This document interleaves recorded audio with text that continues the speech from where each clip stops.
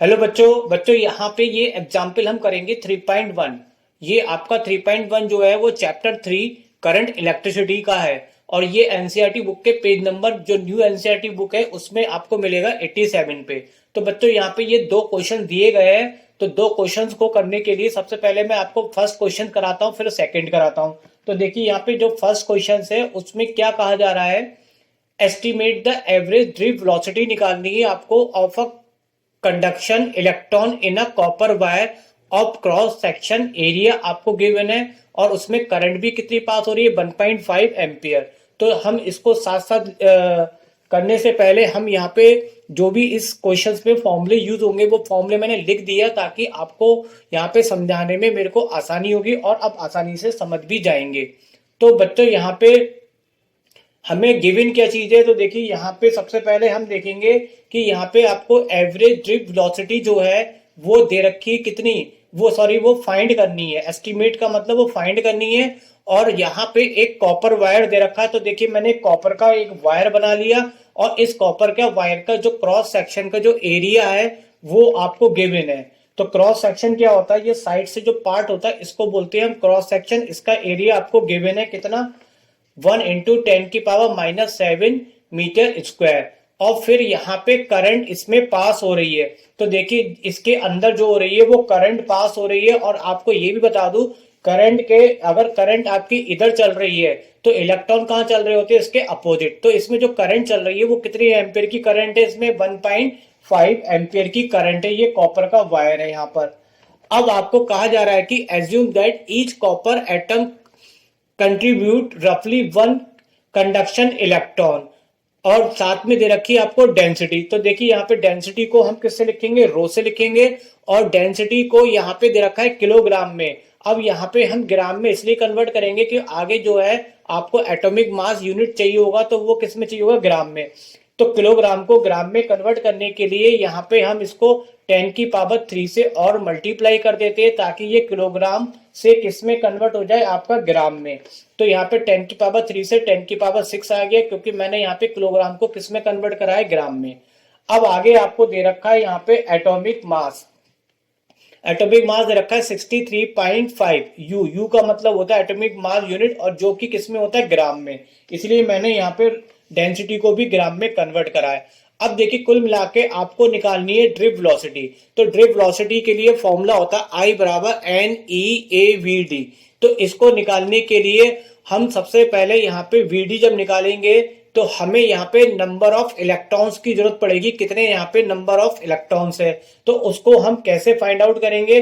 तो यहाँ पे आप जानते, देखिए आपने एक फॉर्मूला पढ़ रखा होगा केमिस्ट्री में, एवोगैड्रो नंबर कितना होता है, 6.022 इंटू 10⁻23 होता है। लेकिन मैंने कैलकुलेशन के पर्पज से यहाँ पे केवल इसको 6 इंटू 10⁻23 लिखा है। और जो एवोगैड्रो नंबर होता है वो 1 मोल के बराबर होता है, आपने पढ़ रखा। और 1 मोल जो होते हैं वो एक जितना भी एटॉमिक मास होता है उसके बराबर हो गया। तो यानी कि यहाँ पे एटॉमिक मास कितना है, 63.5 ग्राम। कॉपर में कितने एटम्स होंगे आपके, 6 इंटू 10⁻23। अब हम इसको फाइंड आउट करेंगे कि हमारे पास देखिए यहाँ पे 1 मीटर क्यूब का मतलब 1 मीटर क्यूब का मतलब हो गया वॉल्यूम।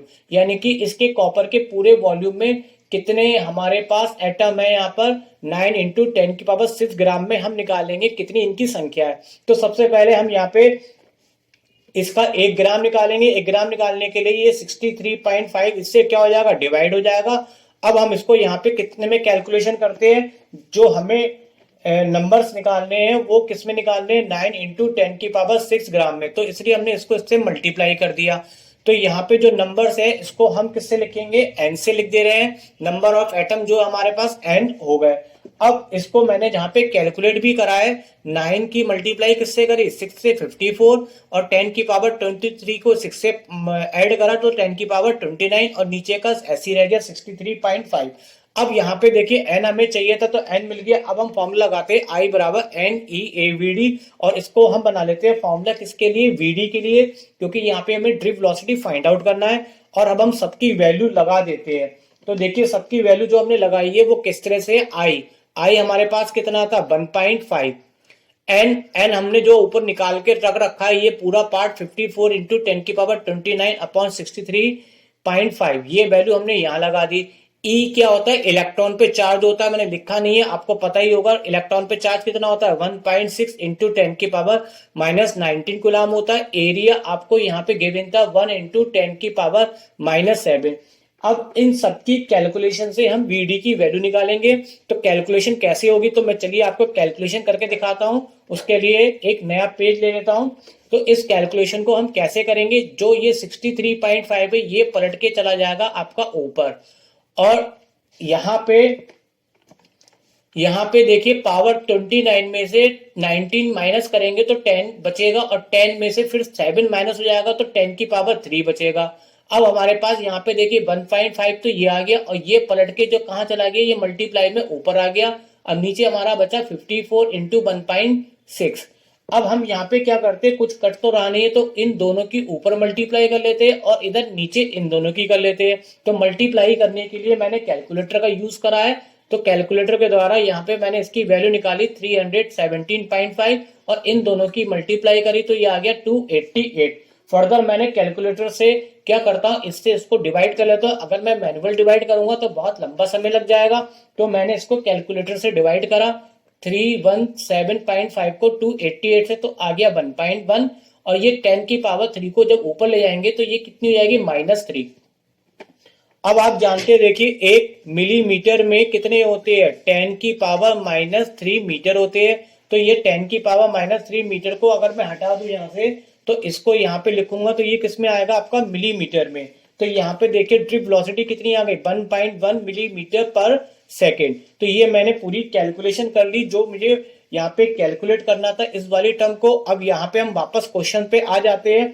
तो जो मैंने अभी कैलकुलेशन करी उसको अब मैं यहाँ पे डायरेक्टली लिख देता हूँ। तो देखिए यहाँ पे एक क्वेश्चन हमारा यहाँ पे कंप्लीट हो गया। पहला पूछा जा रहा था कि कितनी ड्रिप वेलोसिटी होगी, तो ये ड्रिप वेलोसिटी हमने यहाँ पे निकाल ली, तो एक पार्ट हमारा यहाँ पे कंप्लीट हो गया।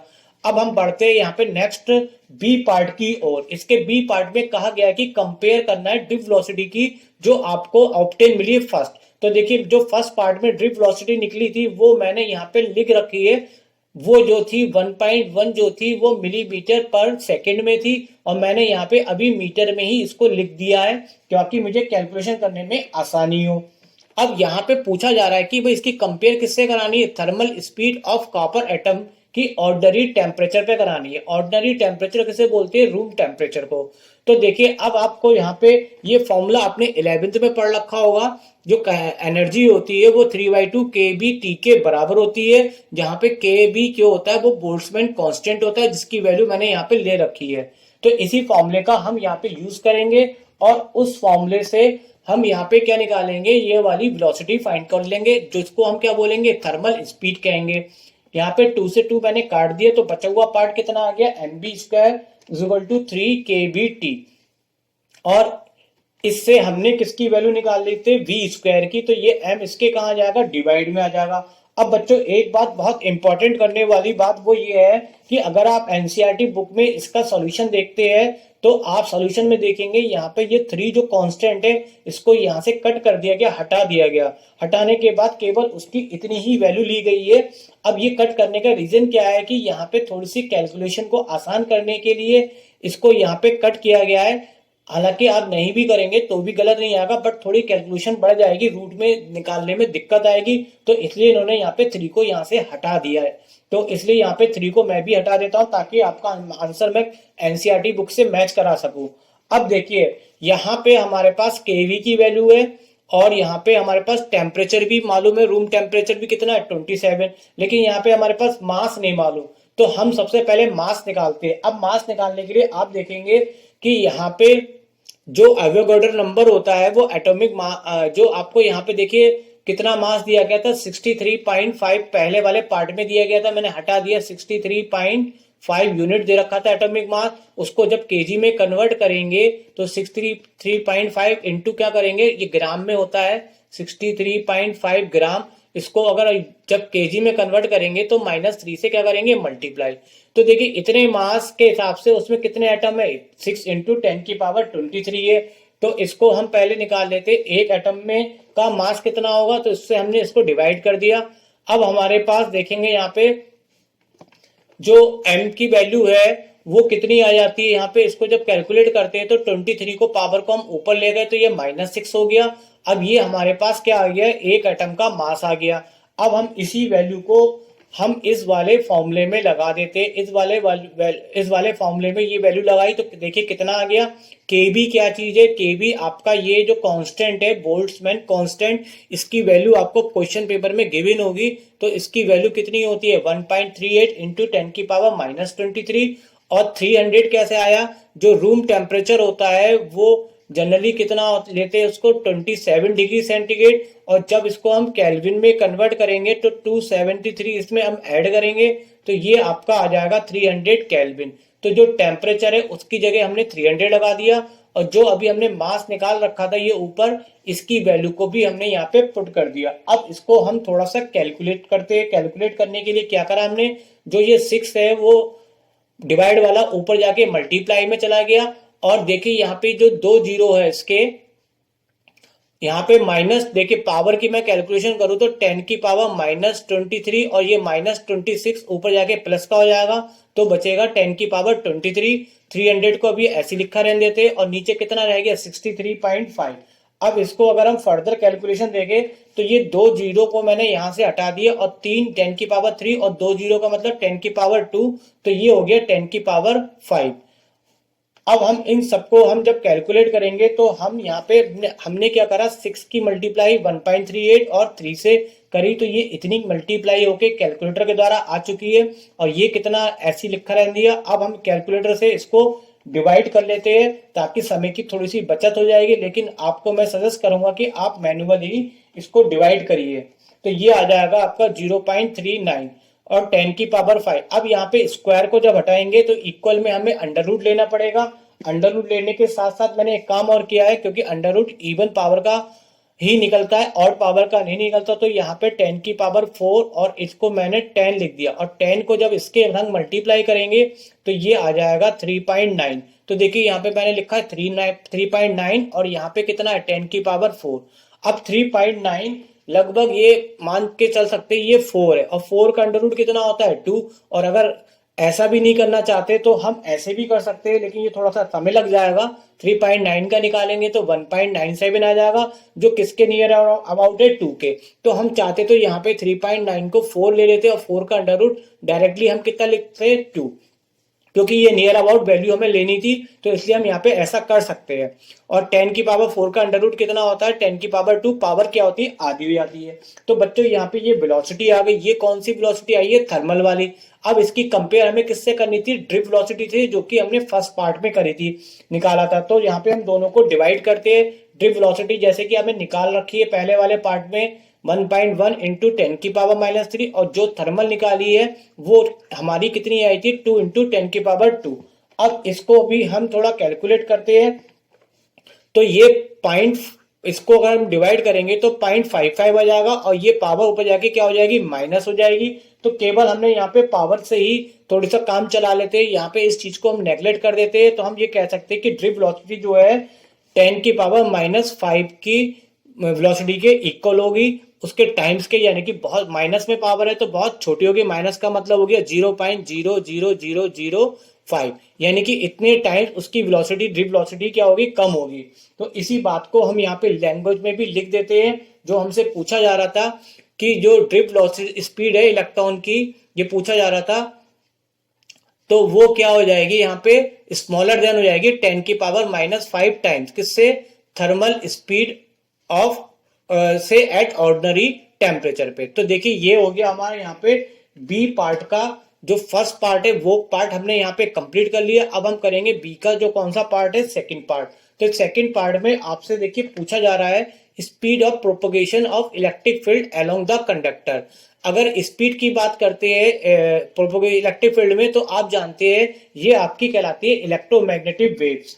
तो जानते हैं कि आप जो इलेक्ट्रिक फील्ड ट्रैवलिंग करता है कंडक्टर में वो किसकी स्पीड से करता है, इलेक्ट्रोमैग्नेटिक वेव। और इलेक्ट्रोमैग्नेटिक वेव लाइट की स्पीड से चलती है जिसकी वैल्यू कितनी होती है 3 इंटू 10⁸। तो इलेक्ट्रोमैग्नेटिक वेव स्पीड जो होती है वो लाइट की स्पीड होती है, यानी कि 3 इंटू 10⁸। तो ये वाली जो वेलोसिटी है ये हमें डायरेक्टली पता है कि इसकी स्पीड कितनी होती है, लाइट की स्पीड को ही इक्वल लेंगे 3 × 10⁸। और जब हमें कंपेयर करने को कहा गया था इसमें, तो कंपेयर के लिए हमें फर्स्ट पार्ट की ड्रिफ्ट वेलोसिटी से कंपेयर करना था। तो फर्स्ट पार्ट की हमारे पास निकली हुई है कितनी, 1.1 × 10⁻³ और जो निकल के आई वो 3 × 10⁸। इसको हम कर लेते हैं डिवाइड, और डिवाइड करने के बाद ये पावर 8 ऊपर जाके माइनस हो जाएगी, तो माइनस की 11। इसको यहां से अगर हम हटा दें तो कंपेयर करने के लिए हम कह सकते हैं जो BD है वो लगभग 10⁻⁻11 के इक्वल है। इसका मतलब यानी कि जो ड्रिफ्ट वेलोसिटी है इलेक्ट्रॉन की वो क्या हो जाती है, बहुत ही छोटी हो जाती है, 10⁻11 टाइम्स किसकी, speed of propagation of electric field along the conductor. तो इस तरह से बच्चों यहाँ पे ये हमने सारे पार्ट कर लिए, और ये सारे पार्ट करने के लिए फर्स्ट पार्ट में ये पूछा गया था, सेकंड पार्ट हमने निकाल चुके, और सेकंड में 2 क्वेश्चन पूछे थे तो दोनों पार्ट हमने यहाँ पे कर लिए। तो बच्चों यहाँ पे ये क्वेश्चन हो जाता है कंप्लीट। तो चलिए यहाँ पे हम इस क्वेश्चन को करेंगे। तो क्वेश्चन यहाँ पे बच्चों यहाँ पे 5, इस एग्जाम्पल में 5 क्वेश्चन दे रखे हैं, तो मैं इन 5 क्वेश्चंस को एक एक करके आपको सॉल्व कराने वाला हूं। तो सबसे पहले मैं यहाँ पे फर्स्ट क्वेश्चन मैंने यहाँ पे ए पार्ट दे लिया। देखिए यहाँ पे कहा जा रहा है क्वेश्चंस में आपसे इन एग्जाम्पल 3.1, यानी कि इससे पहले का एक एग्जाम्पल था उसमें बताया गया था कि इलेक्ट्रॉन की जो ड्रिफ्ट स्पीड है वो estimated to be only few millimetre second. मतलब मैं आपको दिखा दूं तो यहाँ पे देखिए, यहाँ पे पिछले जो हमने एग्जाम्पल किया था ना, तो उस एग्जाम्पल में जो ड्रिफ्ट वेलोसिटी थी वो फ्यू मिलीमीटर/सेकेंड, यानी कि उसकी जो वैल्यू थी 1.1 निकली थी मिलीमीटर/सेकेंड एवरेज स्पीड थी करंट इलेक्ट्रॉन की। तो करंट की जो रेंज है कुछ ही, अगर वो इतना एम्पियर की मतलब इतना हल्का चलेगा तो वो करंट भी कुछ ही कम देगा। लेकिन आपसे ये कहा जा रहा है, पूछा जा रहा है कि how then is current establish almost instant in circuit in a close. लेकिन एकदम से जैसे ही हम सर्किट को क्लोज करते हैं तो करंट एकदम से तेजी से कैसे बढ़ती है। कहने का मतलब क्या बच्चों, मैं आपको एक डायग्राम से बताता हूं। जैसे कि यहाँ पे एक इलेक्ट्रॉन है ये, ठीक है। इलेक्ट्रॉन की जो ड्रिफ्ट वेलोसिटी है क्वेश्चन के अकॉर्डिंग कहा है कि फ्यू मिलीमीटर/सेकेंड, तो ये हमने निकाली भी थी, कितनी थी, 1.1। 1.1 का मतलब हो जाता है बच्चों यहाँ पे कितना, ओनली ये इलेक्ट्रॉन केवल जरा सा ही मूव कर पाएगा, इतना ही ये मूव करेगा। और करंट, और यहाँ पे जब ये इतना मूव करेगा तो यहाँ पे करंट की जो रेंज होगी बहुत कम होगी, यानी कि इतनी कम करंट होगी कि जैसे हम बैटरी को ऑन करेंगे तो ये बल्ब जल नहीं पाएगा, क्योंकि ये इलेक्ट्रॉन बहुत स्लो चल रहा है और बहुत कम डिस्टेंस तक चल रहा है। लेकिन ये क्वेश्चन में कहा जा रहा है, पूछा जा रहा है कि how then is current establish. तो लेकिन करंट तुरंत बन जाती है जैसे ही हम सर्किट को क्या करते हैं, क्लोज करते हैं। तो मैं आपको इसको दूसरे डायग्राम समझाऊं। यहाँ पे हमने सर्किट को क्या करा, क्लोज कर दिया। क्लोज का मतलब जैसे ही हम सर्किट को क्लोज करते हैं ना, तो बच्चों एक्चुअल में ये वाली प्रोसेस नहीं होती है।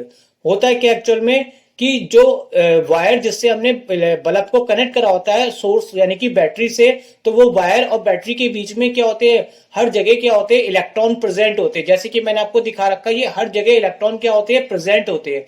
अब जैसे ही हम बैटरी के कनेक्शन को पूरा करते हैं, इट मीन्स कि हम बैटरी का सर्किट को क्या कर देते हैं, क्लोज कर देते हैं। तो क्लोज करने से होता क्या है कि ये इलेक्ट्रॉन क्या करते हैं, अपनी जगह पे रह के ही वाइब्रेट करना स्टार्ट कर देते हैं, एसोलेशन करना स्टार्ट कर देते हैं। और वो भी एसोलेशन एक ही टाइम में करते हैं। क्या मतलब है इसका मतलब ये हुआ कि जैसे ही हम सर्किट को क्लोज करते हैं, तो मैं आपको चलो समझाता हुए चलता हूं ताकि आपको आसान लगेगा। तो जैसे हम सर्किट को क्लोज करते हैं तो एकदम से इलेक्ट्रिक फील्ड बन जाता है। तो ये पूरी सर्किट में क्या बन जाता है, इलेक्ट्रिक फील्ड बन जाता है। वो भी कैसा बनता है इलेक्ट्रिक फील्ड, इमीडिएटली बन जाता है। ये इमीडिएटली मतलब तुरंत इलेक्ट्रिक फील्ड बन जाता है जैसे ही हम सर्किट को क्या करते हैं, क्लोज करते हैं। दूसरी बात, जैसे ही इलेक्ट्रिक फील्ड बनता है तो इलेक्ट्रिक फील्ड क्या होता है, तुरंत प्रोपोगेट करता है। प्रोपोगेट का मतलब सब जगह फैल जाता है। किसकी स्पीड से फैलता है, लाइट की स्पीड से। तो आप जानते हैं लाइट की स्पीड बहुत फास्ट होती है। तुरंत जैसे ही मैंने इससे कनेक्शन किया तो तुरंत यहाँ पे इलेक्ट्रिक फील्ड सब जगह एस्टेब्लिश हो गया। और जैसे इलेक्ट्रिक फील्ड बना तो आप जानते हैं कि पूरे वायर में क्या प्रेजेंट है, इलेक्ट्रॉन प्रेजेंट है एवरीवेयर, हर जगह प्रेजेंट होते हैं। वो स्टार्ट कर देते हैं ड्रिफ्टिंग, यानी कि एक साथ साइमल्टेनियसली, मतलब एक साथ क्या कर लेते हैं, वाइब्रेट यानी कि एसलेट करना स्टार्ट कर देते हैं। किसके इफेक्ट से, इलेक्ट्रिक फील्ड के। यानी कि यानी कि मतलब जो बल्ब का जलना होता है वो इस बात पर डिपेंड नहीं करता कि ये बल्ब तब जलेगा कि जब ये इलेक्ट्रॉन यहां से चल के यहाँ पे पूरा जनरी अपनी कर लेगा। ऐसे इलेक्ट्रॉन बल्ब नहीं जलता। बल्ब एक्चुअल में क्या जल रहा होता है कि इलेक्ट्रॉन जगह जगह पे रह के क्या करते हैं, अपनी जगह पे रह के ही ये क्या करते हैं, फोर्स इन पे अप्लाई होता है और जिसके कारण इनमें एक ड्रिफ्ट वेलोसिटी बन जाती है। जो करंट इधर चलेगी तो इलेक्ट्रॉन कहाँ चलेगा, उसके अपोजिट चलता है। तो ये अपनी जगह पे रह के ही क्या हो जाता है, यानी कि करंट जो होती है वो इस बात का वेट नहीं करती कि इलेक्ट्रॉन एक एंड से दूसरे एंड तक यहाँ पे पहुंच पाएगा। तो यहाँ पे बस यही पूछा जा रहा था कि इलेक्ट्रॉन क्या होता है, मामूली से चल पाता है क्योंकि उसकी जो ड्रिफ्ट वेलोसिटी है तो बहुत कम होती है। तो एक्चुअल में ऐसा नहीं होता है, ये इलेक्ट्रॉन एकदम से क्या करते हैं, मूव करने लगते हैं। वो भी कैसे, साइमल्टेनियसली, मतलब एक साथ मूव करते हैं। क्योंकि पूरी जगह पे इलेक्ट्रिक फील्ड क्या होता है, एक साथ क्या होता है, एस्टेब्लिश हो जाता है। क्योंकि तुरंत इलेक्ट्रिक फील्ड बनने से इन पे फोर्स लगता है और फोर्स के कारण इसमें क्या बन जाती है, एकदम ड्रिफ्ट वेलोसिटी बन जाती है। तो ये इसका यहाँ पे बच्चों क्या हो गया, इसका रीजन हो गया। अब बात करते हैं सेकंड वाले पार्ट की। तो सेकंड वाले पार्ट में पूछा जा रहा है कि इलेक्ट्रॉन की जो ड्रिफ्ट वेलोसिटी होती है वो किसके द्वारा बनती है, फोर्स के द्वारा। बिल्कुल सही बात है, जब इसमें हम इलेक्ट्रिक फील्ड लगाते हैं। लेकिन फोर्स किसका रीजन है, फोर्स किसके कारण बनता है, फोर्स के कारण क्या बनता है, एक्सीलरेशन बनता है। ये भी बात सही है। तो पूछा जा रहा है why then do electron acquire steady average drift velocity. जब सब पे एक्सीलरेशन लगता है तो उनको एक एवरेज वेलोसिटी की जरूरत क्यों पड़ती है, ये आपसे पूछा जा रहा है। तो इसके लिए भी मैं आपको बताता हूं यहाँ पे कि बच्चों, जैसे हम इलेक्ट्रिक फील्ड को लगाते हैं तो इलेक्ट्रिक फील्ड लगने से इलेक्ट्रॉनों पे क्या लगता है, फोर्स लगता है। और उस फोर्स के कारण इलेक्ट्रॉन क्या होते हैं, कंटिन्यूसली एक्सटेंशन करने लगते हैं। लेकिन होता एक्चुअल में क्या है कि जो इनसाइड द कंडक्टर होता है, इलेक्ट्रॉन जो होते हैं वो फ्रीली मूव नहीं करते। क्योंकि इलेक्ट्रॉन जो होते हैं कंडक्टर के अंदर, जैसे ये इलेक्ट्रॉन है तो ये इलेक्ट्रॉन क्या करते हैं, तो इसकी कंडक्टर की वॉल से टकराते हैं, साथ के साथ जो पॉजिटिव चार्ज होते हैं उससे भी क्या करते हैं, ये टकराते हैं। तो टकराने से जो होता है, जो उनका कंटिन्यूसली एक्सीलरेशन होता है वो यहाँ पे जो और ऐसे जो टकराते हैं वो भी एक सेकंड में कितनी बार, मिलियंस टाइम इनमें ये कोलिजन होता रहता है, जिससे कि उनका जो एक्सीलरेशन होता है वो कंटिन्यूअस ना होके रुक रुक के होता है। यानी कि उनमें मोशन लगातार ना होके रुक रुक के होता है। इसके कारण उनके अंदर जो एक्सीलरेशन होता है वो लगातार बढ़ता रहता नहीं है। क्योंकि यहाँ पे क्या होता है, वो कभी जैसे यहाँ पे बढ़ा फिर रुक गया, फिर बढ़ा फिर रुक गया। तो उनकी जो स्पीड है चलने की वो एक जैसी नहीं है, वो कभी बढ़ रही है कभी घट रही है। अब एक जैसी स्पीड नहीं होती है। और तो अगर उसकी फाइनल स्पीड बताना चाहे तो हमें उसका क्या निकालना पड़ता है, एवरेज निकालना पड़ता है। तो इस तरह से उसमें क्या बन जाती है, एक कांस्टेंट एवरेज स्पीड क्या होती है उसके लिए चाहिए होती है। अब इसी पॉइंट को यहाँ पे जो मैंने लिखा है, ये कुछ नहीं लिखना है, ये तो सिर्फ समझाने के लिए लिखा है, इसी चीज के लिए, ताकि मैं आपको इस लैंग्वेज को आसानी से समझा सकूं। तो देखिए यहाँ पे क्या है, जब इलेक्ट्रिक फील्ड हम क्या करता है, जब इलेक्ट्रिक फील्ड होता है तो वो इलेक्ट्रॉन को पुश करता है। क्यों पुश करता है, क्योंकि उस पर क्या लगाते हैं, फोर्स लगता है, जिसके कारण उसमें क्या बन जाता है, एक्सीलरेशन बन जाता है। और इनसाइड कंडक्टर में इलेक्ट्रॉन जो होते हैं वो फ्रीली मूव नहीं होते और वो लगातार क्या कर रहे होते हैं, एटम से के मटेरियल से टकराते हैं। और जो कोलिजन होता है वो मिलियंस ऑफ टाइम्स बार होने से क्या होता है कि उनका जो एक्सटेंशन होता है वो इंटरप्ट हो जाता है, यानी कि वो लगातार नहीं होता है। और इलेक्ट्रॉन ये बार बार चलता है, बार बार उसमें एक्सटेंशन कम होता है। तो ये अगेन एंड अगेन होने से रिजल्ट ये होता है कि इलेक्ट्रॉन को लगातार मतलब कंटिन्यूसली स्पीड नहीं मिल पाती है। इसके कारण उनकी स्पीड को हमें क्या निकालनी पड़ती है, एवरेज स्पीड डिफाइन करनी पड़ती है। तो जिसको हम क्या बोलते हैं, ड्रिफ्ट स्पीड कहते हैं। तो ये ये बी वाले पार्ट का हो गया आंसर। अब बात करेंगे यहाँ पे सी वाले पार्ट में। तो सी वाले पार्ट में कहा जा रहा है कि if the electron drift speed is small, electron की स्पीड जो होती है बहुत कम होती है और साथ में चार्ज भी क्या होता है, बहुत कम होता है। लेकिन फिर कैसे पॉसिबल है, how can be still obtain large amount of current in a conductor, तो भी हमें लार्ज अमाउंट में करंट मिल जाती है जबकि इलेक्ट्रॉन में जरा सी स्पीड है और जरा सा चार्ज है। तो देखिए बच्चों, इसको हम समझते हैं फॉर्मूले से। फॉर्मूला आपने पढ़ रखा, I बराबर NeABD। इलेक्ट्रॉन का चार्ज बहुत कम है, इसको इलेक्ट्रॉन हम एरिया भी कम ले लेते हैं और इलेक्ट्रॉन की ड्रिफ्ट वेलोसिटी भी कम है। लेकिन एक चीज जो कम नहीं होती वो कौन है, इलेक्ट्रॉन। तो इलेक्ट्रॉन पे जो नंबर ऑफ इलेक्ट्रॉन्स होते हैं वो ज्यादा होते हैं। कैसे, जैसे कि मैं आपको दिखाऊं, ये एक मैंने वायर दिखाया है। इस वायर में क्या है बच्चों, बहुत सारे इलेक्ट्रॉन है। ये तो मैंने कम ही दिखाया है, ये कई सारे इलेक्ट्रॉन्स होते हैं और इलेक्ट्रॉन इधर चल रहे होते हैं, करंट इधर चल रही होती है। तो अब आप समझिए, जैसे मैं आपको एक चीज समझाऊं, हमारे पास जैसे समुद्र होता है, समुद्र में क्या होता है, छोटी छोटी क्या होती है, पानी की ड्रॉप ही तो होती है। अगर आप एक ड्रॉप को पकड़ ले तो आप सोचेंगे तो ये तो ड्रॉप एक ही है, तो ये इसका कुछ भी नहीं हो, इसी तो ना तो नदी बन सकती है और ना ही एक बाल्टी मग्गा पानी भी भर सकती है। लेकिन अगर हम कई सारे ड्रॉपों को एक ही जगह इकट्ठा इकट्ठा कर ले, जैसे कि समुद्र में सारे ये वाटर की ड्रॉप इकट्ठी होके एक विशाल रूप में क्या बना देती है, एक समुद्र बना देती है। सिमिलर वे में एक इलेक्ट्रॉन की पास ड्रिफ्ट स्पीड बहुत कम होती है, सच है, और चार्ज भी बहुत कम होता है। लेकिन एक पर्टिकुलर एरिया में इलेक्ट्रॉन की संख्या ज्यादा होने से, बहुत ज्यादा होने से, तो एक इलेक्ट्रॉन तो बहुत ही माइनर सी करंट बनाएगा, लेकिन जब इलेक्ट्रॉन बहुत संख्या में होंगे तो वो संख्या बढ़ने से उसकी करंट भी क्या हो जाएगी, बढ़ जाएगी। इसलिए हमें लार्ज अमाउंट की करंट उस कंडक्टर में मिल जाएगी। तो यही इसका रीजन है। अब मैं इसको प्रॉपर तरीके से लिख के भी आपको समझा दूं कि आपको लिखना किस तरीके से है। तो लिखना ये है कि आपके पास जो इलेक्ट्रॉन होता है उस पर बहुत कम चार्ज होता है, बिल्कुल सही बात है, जैसे कि आपको क्वेश्चन में कहा गया था। और ये चलते भी बहुत स्लोली है, बिल्कुल सही बात है। अब वायर कंटेन, लेकिन मेन बात क्या है कि वायर में ह्यूज नंबर ऑफ इलेक्ट्रॉन होते हैं, जैसे कि मैंने ये कई सारे इलेक्ट्रॉन आपको इस वायर में दिखा रखे हैं। तो जैसे ही हम सर्किट को क्लोज करते हैं तो all these electron start moving together the same time, एक ही समय में ये स्टार्ट कर देते चलना। अब एक समय में करेंगे तो इनकी ताकत बन जाएगी। तो इवन एक इलेक्ट्रॉन जो होता है वो छोटा अमाउंट चार्ज का बनाता है, लेकिन जब कई सारे इलेक्ट्रॉन चलते हैं तो टोटल चार्ज क्या होता है, पर सेकंड में क्या होता है, बहुत सारा बन जाता है। और इसी के कारण कंडक्टर में क्या होती है, लार्ज करंट डेवलप हो जाती है। तो यही इस क्वेश्चन का आंसर है।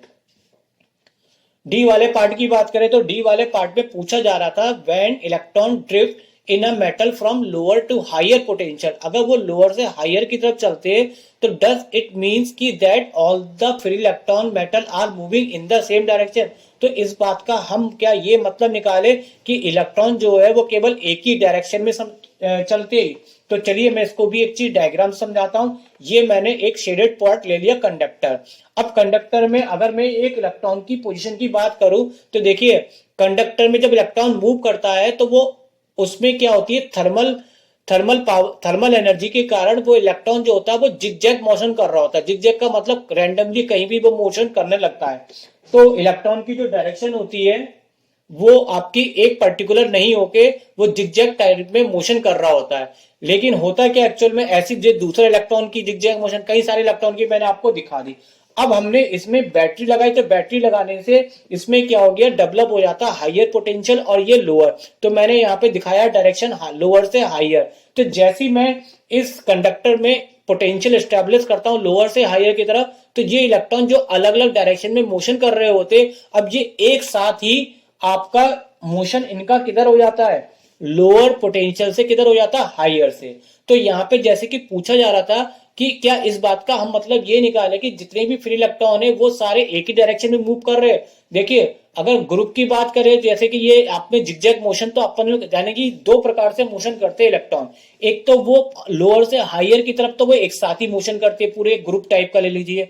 और इंडिविजुअल की बात करें तो वो जिगजैग मोशन भी करता करता वो साथ में क्या कर रहा है, एक बार फिर से मैं एनिमेशन के द्वारा दिखाऊं तो देखिए यहाँ पे ये एक साथ ही मोशन कर रहे हैं, लेकिन यहाँ पे इंडिविजुअली ये अपने साथ इधर उधर जिगजैग मोशन भी करते हुए चल रहे हैं। तो ये कह सकते हैं कि वो क्या सेम डायरेक्शन में मोशन कर रहे हैं, तो नहीं।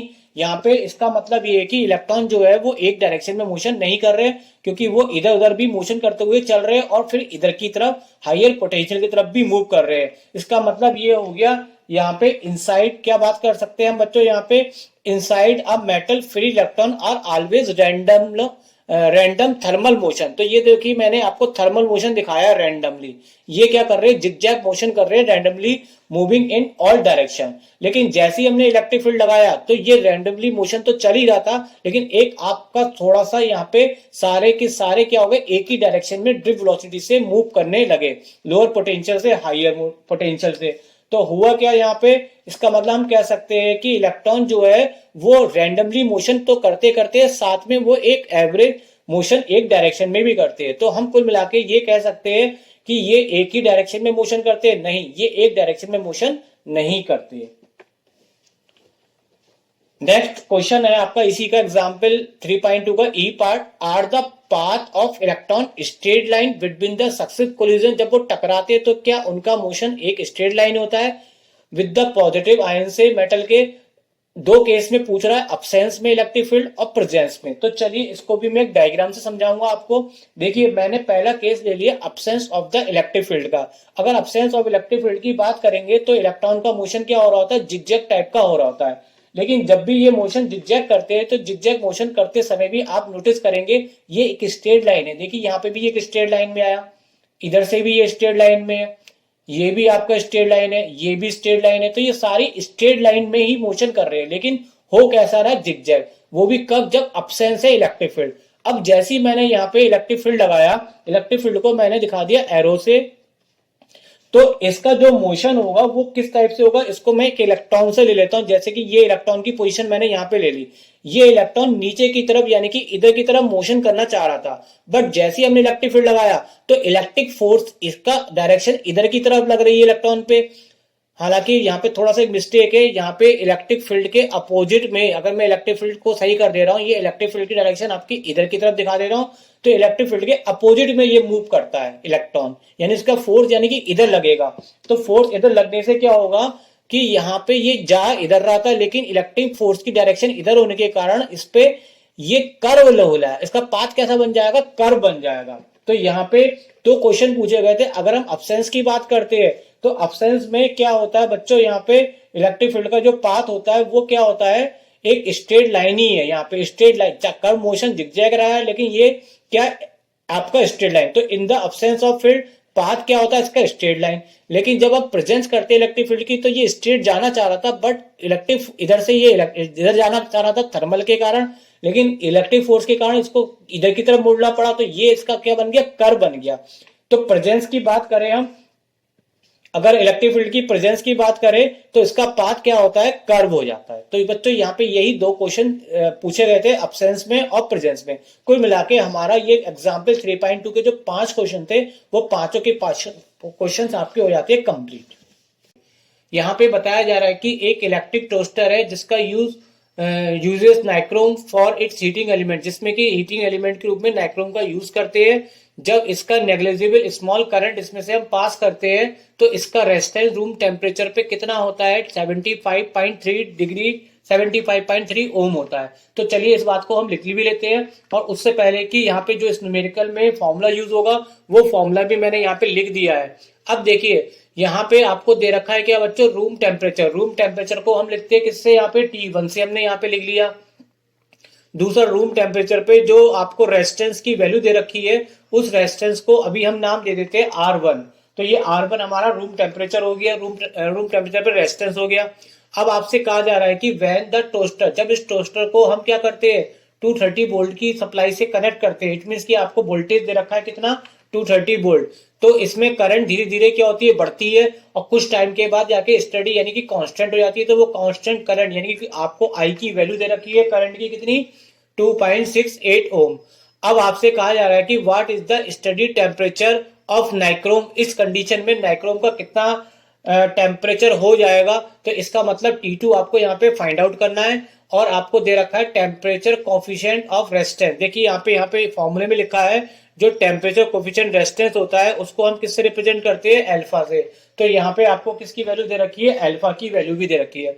अब देखिए बच्चों यहाँ पे फॉर्मूला किस तरह से यूज होता है, तो आपने ये फॉर्मूला पढ़ रखा होगा। आरटी का मतलब होता है किसी भी टी डिग्री सेंटीग्रेड टेम्परेचर पे रेजिस्टेंस की वैल्यू, और R0 का मतलब हो गया आपका 0 डिग्री सेंटीग्रेड पे रेजिस्टेंस की वैल्यू। और अल्फा को हम बोलते हैं क्या, टेम्परेचर कोफिशिएंट ऑफ रेजिस्टेंस, और डेल्टा टी हो गया आपका टेम्परेचर डिफरेंस। तो इस फॉर्मूले को हम यूज करने से पहले यहाँ पे देखिए, जब हम इस फॉर्मूले में यूज करेंगे, दो प्रकार की रेजिस्टेंस आ रही है, RT और R0। अब देखिए यहाँ पे RT को मैं यहाँ पे कह दे रहा हूँ R2, और R0 को मैंने दे दिया नाम R1। तो R1 आपको यहाँ पे दे रखी है, बट आपको RT यानी कि R2 वाली जो है रेजिस्टेंस नहीं मालूम है। तो इस टेम्परेचर पे, जिसपे मैं टेम्परेचर पे फाइंड करना, उस टेम्परेचर पे पहले हम रेजिस्टेंस की वैल्यू फाइंड कर लेते हैं। तो देखिए यहाँ पे उसके लिए कंडीशन दे रखी थी, जब उसको आप 230 वोल्ट की सप्लाई से कनेक्ट करते हैं तो करंट उसमें कितनी आती है, 2.68 एम्पियर। तो इसको हम यहाँ पे रेजिस्टेंस निकालेंगे, इससे V बराबर आई आर से फॉर्मूले से। तो यहाँ पे R2 की वैल्यू हमें निकालनी है, तो V की वैल्यू हमने कितनी लगा देते हैं, 230, और I जो करंट दे रखी है उसकी वैल्यू लगा देते हैं 2.68। अब यहाँ से हम R2 को फाइंड करेंगे तो हमें इसको क्या करना पड़ेगा, डिवाइड करना पड़ेगा। इस डिवाइड को मैं यहाँ पे कैलकुलेटर के द्वारा कर लेता हूँ ताकि क्वेश्चन करने में थोड़ा जल्दी हो जाएगा। तो यहाँ पे मैंने इसको डिवाइड करा तो ये आ गया 85.8 ओम। अब देखिए बच्चों यहाँ पे क्या है कि अब हम फॉर्मूले को जब यूज कर रहे हैं तो RT की जगह मैं यहाँ पे क्या लिख रहा हूँ, R2, और R0 की जगह मैं लिख रहा हूँ R1। तो कोई फर्क नहीं पड़ता। अब इसमें हम वैल्यू लगा देते हैं जो जो हमारे पास वैल्यू मालूम है। तो देखिए R2 अभी हमने निकाली, कितनी आई, 85.8 आई। R1 आपको दे रखी थी कितनी, 75.3, और 1 प्लस एल्फा। अभी एल्फा की वैल्यू हम बाद में लगाएंगे, अभी इसको ऐसे ही छोड़ देते हैं, पहले इतना ही हम इसको सॉल्व करते हैं। सॉल्व करने के लिए क्या है कि जब इसको ब्रैकेट को ओपन करेंगे तो इसकी मल्टीप्लाई आप 1 से करेंगे और इसकी मल्टीप्लाई फिर यहाँ भी हमें आपको करनी पड़ेगी। तो मल्टीप्लाई करके कुछ इस तरीके से ये आंसर आएगा। अब यहाँ पे ये जो पार्ट है इसको हम इधर ले जाएंगे तो ये माइनस में हो जाएगा। तो हमने इसको लिख दिया तो ये माइनस में आ गया, और इसको यहाँ पे सपरेट करेंगे तो सपरेट होने के बाद आंसर आएगा 10.5। अब हमें यहाँ पे निकालना है क्या, हमें तो वैसे निकालना है यहाँ पे टेम्परेचर T2। उससे पहले हम यहाँ पे डेल्टा T निकाल लेते हैं। तो डेल्टा T निकालने के लिए हमने क्या करा, यहाँ पे जो डेल्टा T के साथ वाला पार्ट था यानी कि 75.3 इंटू एल्फा, उसको हम यहाँ पे डिवाइड के फॉर्म में ले आए। अब हम यहाँ पे क्या करते हैं, जो अल्फा की जो वैल्यू है, अल्फा की जो वैल्यू आपको मालूम है वो भी हम यहाँ पे लगा देते हैं। और यहाँ पे अब क्या करेंगे, इन दोनों को कैलकुलेट कर लेंगे। तो कैलकुलेट करने के लिए पहले हम नीचे नीचे की मल्टीप्लाई कर लेते हैं, इन दोनों की मल्टीप्लाई करेंगे और जो पावर -4 है उस पावर को हम ले गए ऊपर की ओर। अब यहाँ पे देखिए, यहाँ पे इन दोनों की जब मल्टीप्लाई हमने करी, इन दोनों की जब हमने मल्टीप्लाई करी तो आंसर आया 128.01। अब इसको थोड़ा राउंड ऑफ करने के लिए केवल हम यहाँ पे कितना यूज करेंगे, 128 ही ले लेते हैं। और ऊपर जो 10 की पावर 4 था इसको ओपन करके हमने कुछ इस तरीके से लिख लिया। अब कुल मिला के इन दोनों को मल्टीप्लाई करके जब इससे डिवाइड करेंगे तो फाइनल आपका जो आंसर आएगा वो आएगा 820। और ये माइनस का 27 को जब इधर ले जाएंगे तो ये प्लस का इधर जाके क्या हो जाएगा, प्लस हो जाएगा। और ऐड करने पे फाइनल जो आंसर आएगा वो 847 डिग्री सेंटीग्रेड आएगा। और यही आपसे पूछा जा रहा था कि अगर आप उसको इतने वोल्ट की सप्लाई और इतना करंट देंगे तो अब नाइक्रोम का टेम्परेचर कितना हो जाएगा। तो उस कंडीशन में नाइक्रोम का टेम्परेचर जो होगा वो 847 डिग्री सेंटीग्रेड हो जाएगा। एग्जाम्पल है बच्चों यहाँ पे 4th चैप्टर है आपका 3 करंट इलेक्ट्रिसिटी। तो ये एग्जाम्पल जो है आपका मिलेगा फेसबुक एनसीईआरटी बुक की जो नई बुक है उसमें पेज नंबर 92 पे। तो देखिए क्वेश्चन में बताया जा रहा है कि रेजिस्टेंस जो प्लेटिनम वायर है of a platinum resistance thermometer at ice point. देखिए आइस पॉइंट क्या बोलते हैं, आइस पॉइंट बोलते हैं 0 डिग्री सेंटीग्रेड पे। तो उसका 0 डिग्री सेंटीग्रेड पे रेजिस्टेंस कितना, 5 ओम। तो चलिए हम इसको लिख भी लेते हैं और उसके साथ में एक फॉर्मूला भी लिख देता हूं जो इसमें यूज होगा। तो सबसे पहले आपको आइस पॉइंट पे यहाँ पे क्या दे रखा है, रेजिस्टेंस दे रखा है। तो आइस पॉइंट का मतलब होता है 0 डिग्री सेंटीग्रेड, जिसको हम लिखेंगे R0। तो R0 पे रेजिस्टेंस कितनी है आपकी, यानी कि आइस पॉइंट पे रेजिस्टेंस की वैल्यू 5 ओम है। आगे कहा जा रहा है कि स्टीम पॉइंट का मतलब होता है जब टेम्परेचर कितना हो जाए, 100 डिग्री सेंटीग्रेड हो जाता है तो उसे स्टीम पॉइंट बोला जाता है। तो स्टीम टेम्परेचर का मतलब हो गया, स्टीम पॉइंट का वाला R100, यानी कि 100 डिग्री सेंटीग्रेड पे रेजिस्टेंस कितना दे रखा है, 5.23। अब नेक्स्ट आपसे जो कहा जा रहा है कि यहां पर when the thermometer is inserted in hot bath, जब उसको गर्म बाथ में डाल देते हैं तो उसका रेजिस्टेंस जो है वो प्लेटिनम का बढ़ के कितना हो जाता है, 5.795 ओम हो जाता है। तो calculate the temperature of the bath. तो मान लीजिए कि हमने बाथ का टेम्परेचर इस समय कितना है, 30 डिग्री सेंटीग्रेड है। इसका मतलब RT पे इसका जो रेजिस्टेंस है वो कितना हो जा रहा है, 5.795 ओम हो जा रहा है। तो आपको उसका बात का ही टेम्परेचर फाइंड आउट करना है। इट मींस कि हमें टी की वैल्यू निकालनी है। अब देखिए बच्चों, उसको निकालने के लिए क्या करेंगे हम, यहाँ पे टी हमें फाइंड करना है। तो देखिए ये जो फॉर्मूला आपके सामने लिखा हुआ है, फॉर्मूला क्या होता है आपका, RT = R0 1 plus alpha T होता है। जहां पे RT का मतलब होता है T डिग्री सेंटीग्रेड पे टेम्परेचर और R0 का मतलब 0 डिग्री सेंटीग्रेड पे, और अल्फा का मतलब हो गया टेम्परेचर कोफिशिएंट ऑफ रेजिस्टेंस। इसी फॉर्मूले को हम यहाँ पे लिख लेते हैं। अब इस फॉर्मूले को थोड़ा सा हम सॉल्व करते हैं। हम सॉल्व क्या करेंगे, इसको ब्रैकेट को ओपन करेंगे तो R0 की 1 से मल्टीप्लाई और R0 की इससे मल्टीप्लाई करेंगे तो कुछ इस तरीके से आपको मिल जाएगा रिजल्ट। अब इस R0 को हम ले जा रहे हैं इधर की तरफ, तो माइनस में हो जाएगा, RT - R0 बराबर कितना बचेगा आर जीरो अल्फा टी। अब इस इक्वेशन से हम यहाँ पे पहले एक बात करेंगे 100 डिग्री सेंटीग्रेड टेम्परेचर पे और फिर टी के लिए। तो हमने यहाँ पे क्या करा बच्चों, यहाँ पे जो आर टी है, आर टी का मतलब हो गया हमने माना कि 100 डिग्री सेंटीग्रेड टेम्परेचर और आर जीरो आपका इनिशियल अभी कितना आर जीरो। तो कहने का मतलब है इसमें आर टी की जगह हमने यहाँ पे क्या लिख दिया आर 100 और आर जीरो हमारा ऐसे ही रहेगा। तो यहाँ पे देखिए, यहाँ पे जब हम लिखेंगे तो टेम्परेचर डिफरेंस को भी लिखना पड़ेगा। तो टेम्परेचर डिफरेंस कितना हमारे पास 100 से कितना टेम्परेचर ले रहे हैं हम जीरो, तो आर टी की डेल्टा टी की जगह आ जाएगा 100 माइनस जीरो। तो इस तरह से कुछ आ जाएगा और उसको माइनस करेंगे तो जो माइनस करने के बाद आएगा वो आएगा आपका 100 आर जीरो अल्फा आएगा। तो यहाँ पे इसको डाल देते हैं हम इक्वेशन फर्स्ट। अब हम यहाँ पे जो मैं हाईलाइट से इक्वेशन कर रहा हूँ, इसी इक्वेशन में अब हम कौन सा टेम्परेचर लगाते हैं टी डिग्री वाला, और कितने इनिशियल हमारा आर जीरो है। तो टी डिग्री पे लगाएंगे तो हमें रिजल्ट क्या मिलेगा, यहाँ पे कुछ इस तरीके से मिलेगा। यहाँ पे बच्चों R T minus R zero, तो टी पे तो टी रहेगा और आर जीरो पे आर जीरो, और आर जीरो अब डेल्टा टी का मतलब यहाँ पे आएगा टेम्परेचर डिफरेंस, यहाँ पे टी से कितना हो रहा है जीरो। तो इसको यहाँ पे हम माइनस करेंगे तो माइनस करने के बाद रिजल्ट आपको मिल जाएगा कुछ इस तरीके का, और उसको हम डाल देते हैं इक्वेशन सेकंड। अब हम सेकंड इक्वेशन को डिवाइड करते हैं फर्स्ट से। तो सेकंड को जब हम फर्स्ट से डिवाइड करेंगे तो ये वाला पार्ट आपका यहाँ पे आ चुका है, और इसको हमने किससे डिवाइड किया, फर्स्ट वाले पार्ट से। यही चीज हमने राइट साइड का भी हमने इस तरीके से करा। अब आप देखेंगे राइट साइड में हमारे पास जो आर नॉट, आर जीरो से आर जीरो कट जाएगा, अल्फा से अल्फा कट जाएगा। अब बचेगा कितना आपका टी, और 100 को हम इधर क्रॉस मल्टीप्लाई में ले जाएंगे तो यहाँ पे जो टी बचा है उस टी की वैल्यू निकल के कुछ इस तरीके से आ जाएगी। तो हमने इनसे एक नया फॉर्मूला कुछ इस फॉर्म में बना लिया। तो यहाँ पे अब हम इन सबकी वैल्यू लगाएंगे। तो देखिए आर टी की जो वैल्यू है, आर टी की जो वैल्यू है वो कितनी है आपके पास 5.795, तो वो हमने यहाँ पे लगा दी। और आर जीरो की जो वैल्यू है वो कितनी है 5 ओम हो गई, और नीचे क्या है आर 100, तो आर 100 की वैल्यू है हमारे पास 5.23, और आर जीरो जो है वो कितना 5, और इंटू 100 पहले से ही है। अब हम इसको क्या कर लेते हैं, कैलकुलेट करेंगे। तो हमने यहाँ पे इसको माइनस करा इससे, तो ये माइनस करने के बाद बचेगा आपका 0.795 इंटू 100, और इसको माइनस करेंगे तो ये 0.23। अब इसको फर्दर जब हम कैलकुलेशन कर लेंगे तो कैलकुलेशन में कोई ज्यादा टफ नहीं है, ये थ्री मैंने कैलकुलेटर से डायरेक्टली कर रखी है। तो आप भी कैलकुलेटर का यूज ना करिए, आप तो मैनुअल करिएगा। फिलहाल मैंने कैलकुलेटर से इसकी कैलकुलेशन करी तो ये आंसर आ गया आपका 345.65 डिग्री सेंटीग्रेड। और यही आपसे टेम्परेचर पूछा जा रहा था कि कितना टेम्परेचर बाद का हो जाएगा। तो बच्चों यहाँ पे ये क्वेश्चन जो इसका जो आंसर है वो यहाँ पे निकल के आ चुका है, और यहाँ पे इसी के साथ ये क्वेश्चन भी आपका हो जाता है कंप्लीट।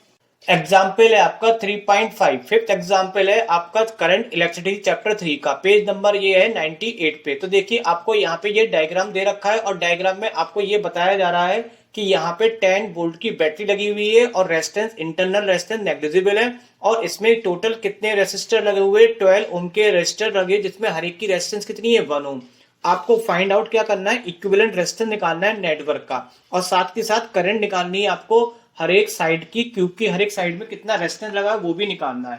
तो चलिए इस क्वेश्चन को करने के लिए सबसे पहले बहुत ही इंपॉर्टेंट जो आपने पढ़ भी रखा होगा अच्छे से, वो है किरचॉफ्स रूल। तो वो किरचॉफ्स का जो लूप रूल होता है बहुत इंपॉर्टेंट होता है, न्यूमेरिकल इससे अक्सर आता है। तो यहाँ पे मैं आपको एक बार रिमाइंड करा देता हूँ कि किरचॉफ्स का लूप रूल क्या होता है। तो किरचॉफ्स के लूप रूल के अकॉर्डिंग जो करंट और जो रेजिस्टेंस का प्रोडक्ट होता है, एल्जेब्रिक सम होता है सिग्मा आई आर, वो किसके बराबर होता है, एल्जेब्रिक सम ऑफ उसी लूप पे लगे हुए टोटल ईएमएफ के बराबर होता है। तो ये इसका छोटा सा स्टेटमेंट मैंने लिख दिया है। अब इसमें मेन बात क्या है कि आई आर का साइन कब हम पॉजिटिव लेते हैं, और आई आर का साइन कब हम नेगेटिव लेते हैं, और साथ में ई का साइन कब हम पॉजिटिव लेते हैं और कब नेगेटिव। तो ये बहुत जरूरी है इस रूल को समझने के लिए। तो जब हम, जैसे कि हम करंट इधर जा रही है, ये करंट है, और करंट की डायरेक्शन में अगर हम चलेंगे तो इसका साइन किस में लेंगे हम, प्लस में।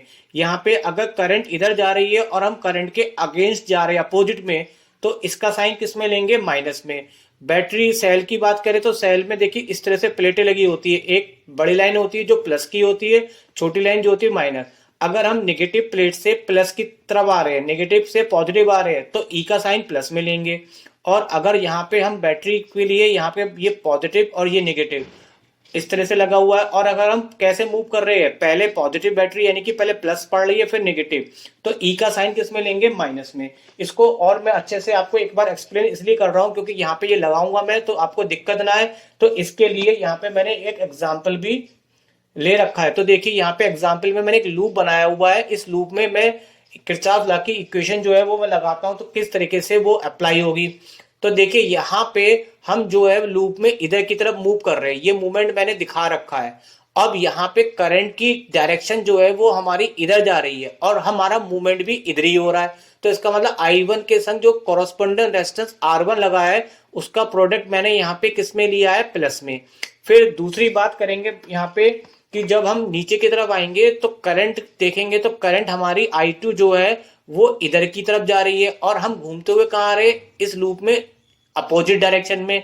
तो इसके हिसाब से जो I2 के संग रेजिस्टेंस R2 लगा हुआ है अपोजिट डायरेक्शन के कारण वो उसको किस में लेंगे, माइनस में। अब इसमें इसी लूप में सेल का साइन देखे तो देखिए हम इधर की तरफ घूम रहे तो पहले नेगेटिव प्लेट पड़ी फिर पॉजिटिव, तो नेगेटिव प्लेट अगर पहले पड़ती है तो ई का साइन हम देते हैं प्लस में। और नीचे देखे तो पहले हम इस तरह से आए तो पहले पॉजिटिव प्लेट पड़ी उसके बाद नेगेटिव, तो इसका साइन किसमें लिया हमने, माइनस में। तो ये लूप 1 में अप्लाई करी। इसी तरह से हम यहाँ पे ये इक्वेशन किसके लिए अप्लाई करते हैं, लूप 2 के लिए। तो देखिए लूप 2 के लिए मैंने ये वाली इक्वेशन लिख रखी है, इसको भी मैं आपको एक बार समझा देता हूं कैसे। देखिए यहाँ पे करंट चल रही है हमारी इधर की तरफ और हमारा जो मूवमेंट है वो भी इधर की तरफ है। तो I2 के संग जो रेजिस्टेंस लगा हुआ R2 इसको हमने लिया प्लस में। अब नीचे देखेंगे तो नीचे करंट आ रही है I1 प्लस I2 और इसके कॉरस्पॉन्डेंस में रेजिस्टेंस लगा हुआ R3 और यहाँ पे दोनों की डायरेक्शन क्या है, सेम है, तो इसलिए इसका साइन हमने किस में लिया, प्लस में। अब इस लूप में केवल एक ही सेल लगा हुआ है तो वो सेल क्या है यहाँ पे E2 और हम जा रहे हैं इधर की तरफ नेगेटिव से पॉजिटिव की तरफ जा रहे हैं तो इसका साइन हमने प्लस में लिया। तो ये सिर्फ मैंने आपको एक एग्जांपल देके समझाया। अब मैं इसको यहाँ पे देखिए अप्लाई करूंगा। जो जो मैंने यहाँ पे येलो शेडेड कर रखा है पोर्शन, इस येलो शेडेड में मैं किरचॉफ लॉ का रूल लगाता हूँ और इसी के बिहाफ पे मैं आपको समझाता हूँ कि किस तरह से अप्लाई होगा। तो देखिए सबसे पहले मैं लिख देता हूँ ताकि आपको समझाने में आसानी हो। तो देखिए हम यहाँ पे चलेंगे, यहाँ पे ये ए से बी की तरफ चले, इसमें करंट हमारी कहाँ जा रही है, हम किस तरह से मूवमेंट कर रहे हैं ये भी देख लिया। हमारा जो मूवमेंट है वो इसमें इसी तरह से है कि हम यहाँ पे यूं करके रोटेट कर रहे हैं, ये इधर से और ये इधर से, कुछ इस तरह से मूवमेंट हमारा चल रहा है। यानी कि करंट इधर जा रही है तो हमारा मूवमेंट भी इधर है। तो इसके साथ यहाँ पे रेजिस्टेंस अभी 1 ओम का लगा हुआ है, क्वेश्चन में दे रखा है 1 ओम का। इसको 1 ओम के रेजिस्टेंस को अभी हम सब जगह कितना ले लेते हैं, आर कंसिडर कर लेते हैं।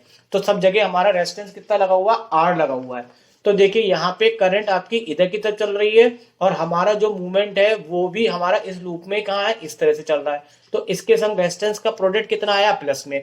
फिर जब इस लाइन पे आएंगे तो इसमें करंट कहाँ जा रही है, हमारी ऊपर की तरफ और हमारा मूवमेंट भी ऊपर जा रहा है, तो इसके संग रेजिस्टेंस लगा हुआ है आर।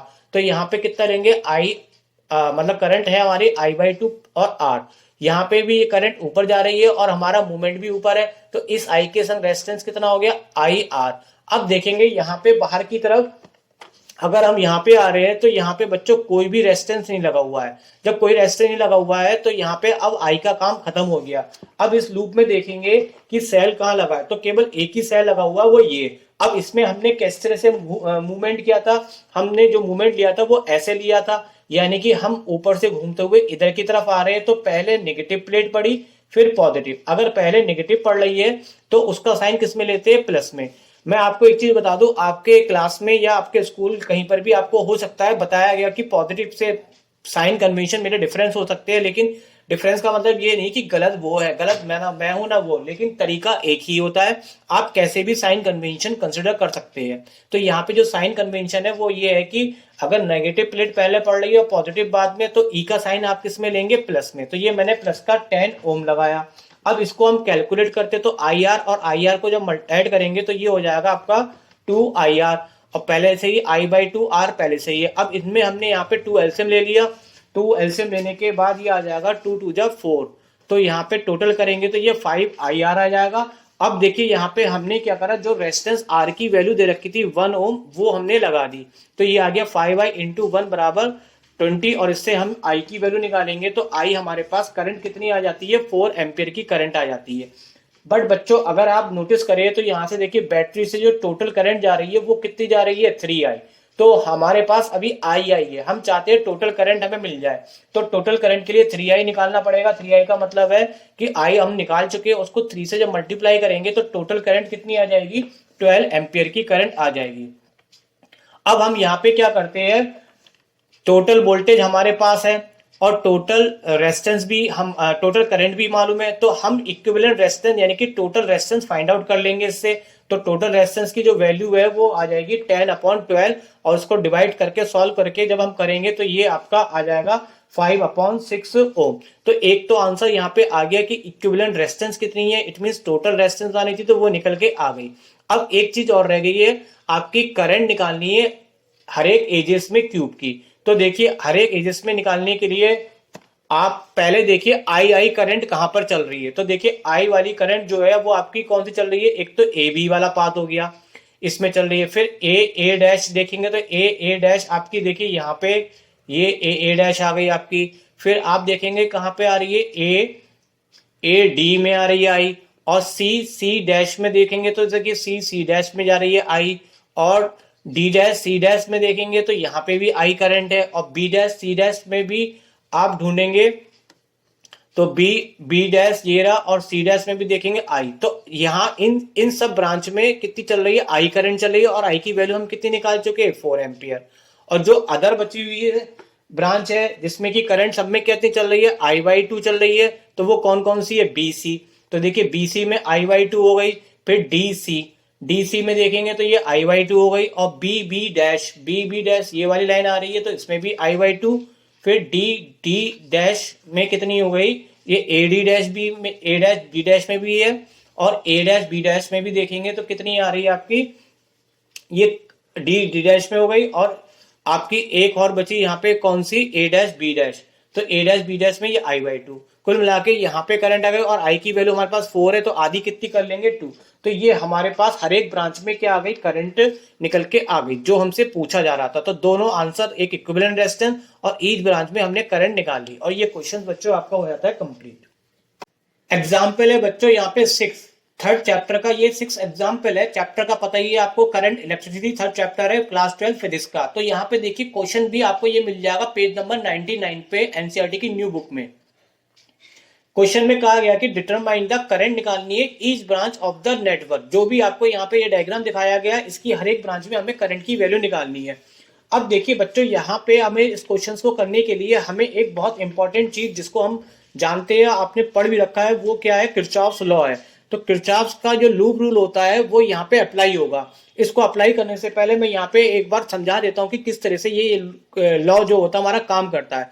तो देखिए बच्चों, यहाँ पे जो फॉर्मूला होता है किरचॉफ लॉ का, IR, यानी कि आई के संग जो कॉरस्पॉन्डेंस में रेजिस्टेंस लगा होता है उसका जो प्रोडक्ट होता है उसका हम लेते हैं एल्जेब्रिक सम, बराबर किसके होता है, उसी सर्किट में लगे जितने भी EMF होते हैं उनके एल्जेब्रिक सम के क्या होता है, इक्वल होता है।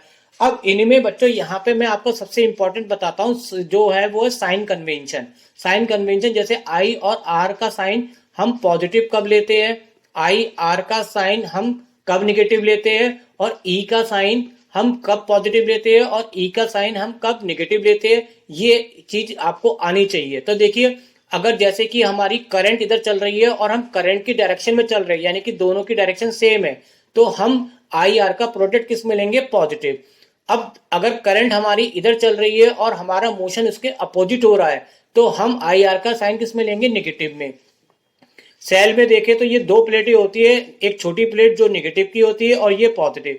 अगर हम नेगेटिव प्लेट से पॉजिटिव की तरफ आते हैं, यानी कि पहले नेगेटिव पड़ती है और फिर पॉजिटिव पड़ती है, तो उस केस में हम E का साइन लेंगे प्लस में। और अगर हम यहाँ पे सेल की बात करें, ये पॉजिटिव ये नेगेटिव, और हम कुछ इस तरह से मूव करते हैं कि पहले पॉजिटिव पड़े फिर नेगेटिव, तो E का साइन किस में लेंगे, माइनस में। तो ये साइन कन्वेंशन आपको आने चाहिए, क्योंकि इसी के ब्याह पे ये क्वेश्चन भी सॉल्व होगा। अब देखिए यहाँ पे मैं एक एग्जांपल देके आपको और एक्सप्लेन कर देता हूँ, जैसे लूप रूल में किस तरीके से ये मैंने अप्लाई करके करा है। तो देखिए यहाँ पे हम जो मोशन है वो हमारा कुछ इस तरीके से इस लूप में दिखाया है। यहाँ पे करंट I1 चल रही है और I1 के संग कॉरस्पॉन्डेंस रेजिस्टेंस लगा R1, तो I1 जो R1 का प्रोडक्ट होगा वो होगा प्लस में, क्योंकि जिधर हमारा मोशन है उसी डायरेक्शन में करंट चल रही है। फिर हम नीचे आते हैं तो नीचे में करंट हमारी इधर की तरफ जा रही है, लेकिन हमारा मोशन कहाँ आ रहा है, इसके अपोजिट में आ रहा है। तो इसके संग जो रेजिस्टेंस लगा वो R2 है, तो इसका प्रोडक्ट किसमें आएगा, माइनस में, क्योंकि यहाँ पे करंट हमारी जो है वो हमारी वो इधर की तरफ जा रही है और मोशन हमारा इधर की तरफ हो रहा है। तो अपोजिट होने के कारण यहाँ पे इसका किस में आएगा, निगेटिव में। अब इसमें करंट, अब इसमें यहाँ पे देखेंगे तो रेजिस्टेंस तो हो गई। अब यहाँ पे हम सेल की बात करें तो ये एक इवन सेल लगा हुआ है, इसमें ये साइन नेगेटिव का, ये पॉजिटिव, और हमारा मोशन कहाँ है, नेगेटिव से पॉजिटिव की तरफ। तो इवन का साइन हम लेंगे प्लस में। फिर जब हम इधर घूम के आते हैं तो पहले हमें पॉजिटिव मिलता है, फिर नेगेटिव, यानी कि हम पॉजिटिव से जब नेगेटिव चलते हैं तो E2 का साइन किस में लेंगे, माइनस में। तो ये हमने लूप 1 के लिए इक्वेशन लगाई। ऐसी मैं यहाँ पे लूप 2 के लिए भी आपको समझा देता हूं ताकि आपका न्यूमेरिकल पार्ट स्ट्रांग हो जाए, क्योंकि इस पे बेस्ड क्वेश्चन पेपर में आना तय है।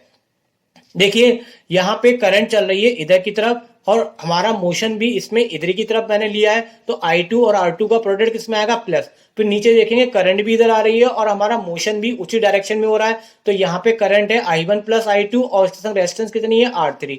तो I1 प्लस I2 के संग प्रोडक्ट लिया है R3। और ये यहाँ पे देखेंगे लूप हमारा यहाँ पे इसमें केवल एक ही सेल लगा हुआ है, वो है E2, और वो हम मोशन कर रहे हैं नेगेटिव प्लेट से किधर की तरफ, पॉजिटिव की तरफ। तो इसलिए यहाँ पे इसका साइन किस में लिया हमने, प्लस में।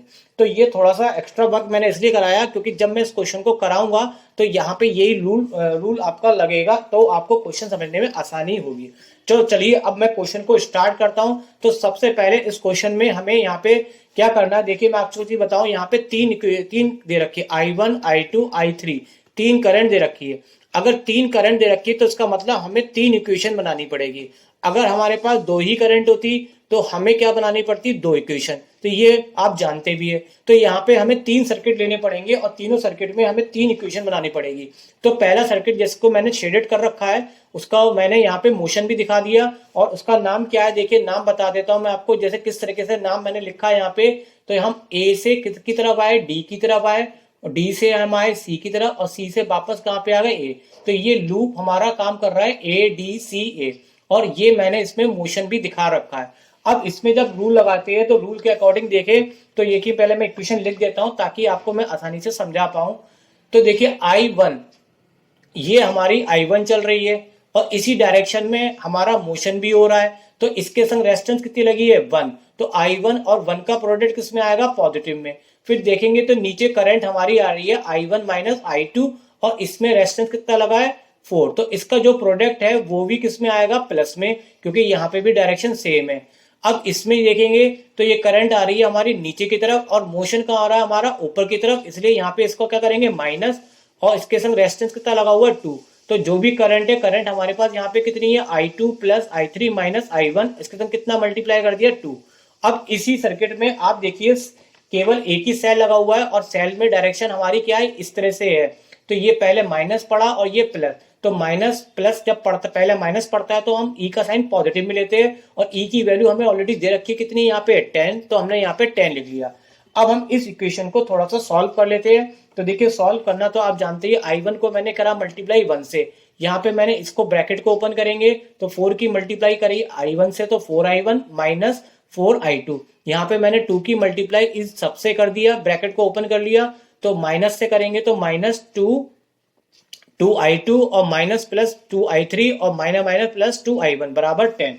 अब इसको थोड़ा और सॉल्व करा। सॉल्व करने के लिए हमने क्या करा, यहाँ पे जो I1 की टर्म थी उन सबको एक साथ कैलकुलेट कर लिया। ये सब में प्लस लगा हुआ है, तो 4 और 2 और 1 कितना हो गया आपका, 7I1। I2 देखेंगे तो ये माइनस माइनस ऐड हो जाएंगे, तो माइनस का 6I2 और माइनस 2I3। तो इसको मैं डाल देता हूँ इक्वेशन फर्स्ट। तो देखिए एक इक्वेशन हमारे पास आ गई, हमें 3 इक्वेशन निकालनी है।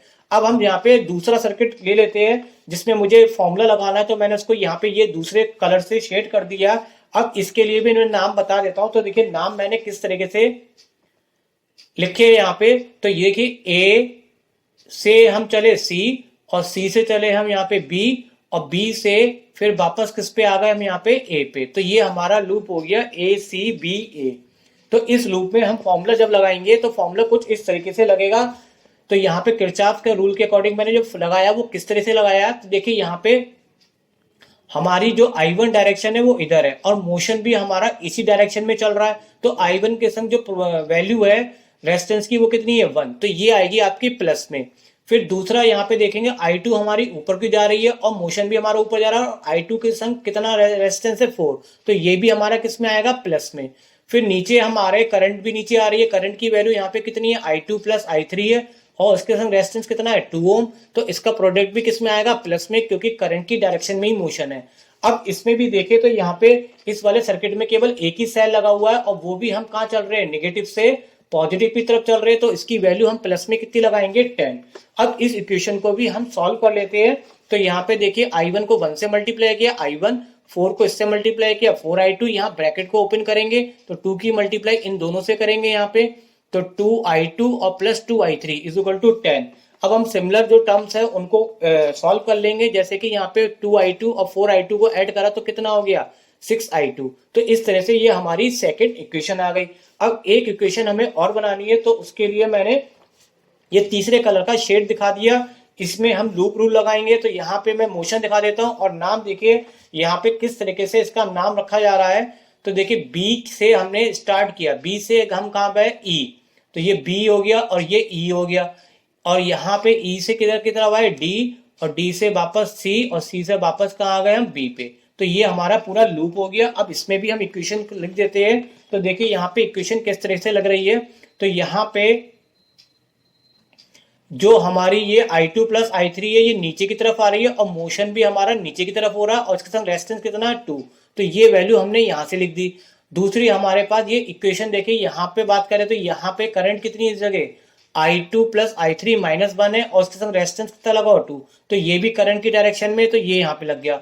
अब यहाँ पे देखिए कोई भी रेजिस्टेंस नहीं है, जब रेजिस्टेंस नहीं है तो यहाँ पे कोई भी वैल्यू नहीं मिलेगी और यहाँ पे भी कोई रेजिस्टेंस नहीं है, क्योंकि I और R का प्रोडक्ट होना चाहिए और R है नहीं, तो केवल हमारे पास यहाँ पे दो ही IR मिले। अब यहाँ पे देखेंगे तो एक ही सेल लगा है और सेल में मोशन कैसे हो रहा है, इस तरीके से हो रहा है। तो पहले हमारी यहाँ पे नेगेटिव प्लेट है और ऊपर क्या पॉजिटिव, तो नेगेटिव से पॉजिटिव होता है तो हम ई की वैल्यू किस में लेते हैं प्लस में। तो ये हमारे पास थर्ड इक्वेशन आ जाएगी और इसको भी हम सॉल्व करेंगे। तो 2 की मल्टीप्लाई हमने दोनों से करेंगे तो 2I2 प्लस 2I3, यहाँ पे 2 की मल्टीप्लाई हमने इससे करेंगे 2I2 और 2 की इससे करेंगे 2I3 और इससे करेंगे तो माइनस का 2I1, और सिमिलर जो टर्म्स है उनको हम क्या कर लेते हैं सॉल्व कर लेते हैं। तो सिमिलर देखिए यहाँ पे I1 हमारे पास केवल एक ही जगह है, I2 देखेंगे तो 2I2 और 2I2 ऐड होकर कितना हो गया 4I2, और I3 भी हम देखेंगे तो कितना हो गया 4I3 और इज इक्वल टू 5। तो ये आपकी थर्ड इक्वेशन आ गई। अब हमें इन तीनों इक्वेशन को सॉल्व करना है, तो चलिए मैं आपको सॉल्व करना भी बता देता हूं। तो मैंने यहाँ पे जो अभी तीनों इक्वेशन निकाली उस तीनों इक्वेशन को मैंने यहाँ पे लिख लिया। अब देखिए हम इसको सॉल्व कैसे करेंगे, हम देखेंगे ऊपर की दो इक्वेशन में ये दोनों चीज सेम है, तो अगर उनके साइन भी अलग है, अगर साइन अलग अलग है तो हम इन दोनों इक्वेशन को क्या कर देते हैं ऐड कर देते हैं। तो यहाँ पे मैं लिख देता हूँ ताकि आपको ध्यान रहेगा। अब मैंने यहाँ पे ऐड करने के बाद दोनों इक्वेशन को उतार लिया, फिर से ऐड करने पे यहाँ पे ये कैंसिल हो जाएगा, यहाँ पे जब कैंसिल हो जाएगा और ये भी देखिए यहाँ पे ये भी कैंसिल हो रहा है, तो 7i और एक i कितना हो गया 8i1 और इधर ऐड हो गया तो कितना हो गया 20। इससे हम i1 की वैल्यू निकालेंगे तो i1 की वैल्यू हमारे पास आ जाएगी कितनी 2.5। अब हम दूसरी और तीसरी इक्वेशन लेंगे और इसमें भी जैसे कि हमने i3 कोई चीज टर्म अगर सेम है तो ठीक है, अगर नहीं है सेम तो यहाँ पे हम 2 से मल्टीप्लाई कर दे तो i3 से i3 हमारा क्या हो जाएगा कट जाएगा। तो यहाँ पे जो हम करना चाह रहे हैं वो मैं लिख देता हूं। तो इसको हम किससे मल्टीप्लाई कर रहे हैं 2 से, तो मैंने लिख दिया इक्वेशन 2 से, और ये प्लस को हम माइनस से काटेंगे तो यहाँ पे हम इक्वेशन को थर्ड को क्या करेंगे माइनस। अब देखिए जो जो इक्वेशन हमारी 2 है इसको हम किससे मल्टीप्लाई कर रहे हैं, इसको मल्टीप्लाई कर रहे हैं हम 2 से। तो 2 से मल्टीप्लाई करके हमारे पास जो इक्वेशन है वो कुछ इस तरीके से आ जाएगी, ये आपकी 2i1 और 12i2 और 2i3 को करेंगे 4 और 10 को बराबर मल्टी करेंगे तो कितना आ जाएगा 20। तो ये हमने 2 से मल्टीप्लाई करी और इसके नीचे हमने कौन सी इक्वेशन उतार ली, ये थर्ड वाली इक्वेशन जो थी वो एज इट हमने उतार ली। अब इन दोनों को भी जब कैलकुलेट करेंगे माइनस करने पे हमें साइन चेंज करने पड़ते हैं, जो माइनस है उसका साइन प्लस, जो प्लस है उसका माइनस, जो प्लस माइनस, और ये प्लस है तो उसका माइनस, कुछ इस तरीके से हो जाएगा। अब इसको हम कैलकुलेट करेंगे तो देखिए कैलकुलेशन में ये प्लस का और माइनस का क्या हो जाएगा कैंसिल हो जाएगा। यहाँ पे ये दोनों प्लस प्लस के हमारे क्या है ऐड हो जाएंगे तो कितना आ जाएगा आपका यहाँ पे ये 4i1 हो जाएगा, और 12 में से ये 4 माइनस होगा तो बचेगा 8i2, और इधर 20 में से 5 माइनस होगा तो बचेगा आपका 15। अब हमारे पास देखिए i1 की वैल्यू हम ऑलरेडी निकाल चुके हैं। तो I1 की वैल्यू कितनी आई थी 2.5, तो यहाँ पे हमने I1 की वैल्यू लगा दी। अब I1 की वैल्यू लगाने के बाद हम सॉल्व कर लेंगे तो हमारे पास यहाँ पे I2 निकल के आ जाएगा 5/8। अब देखिए ये जो वैल्यू I1 I2 की आई है, आप इसको किसी भी इक्वेशन में लगा सकते हैं जो आपको सबसे आसान लगती है। तो मैंने यहाँ पे इक्वेशन थर्ड को सबसे आसान समझा है क्योंकि ये सबसे कम कैलकुलेशन वाली है। तो इसमें मैं I1 और I2 की जो वैल्यू निकाली थी वो मैंने लगा दी। I1 की जगह मैंने लगा दिया 2.5 और I2 की जगह कितना लगा दिया 5/8।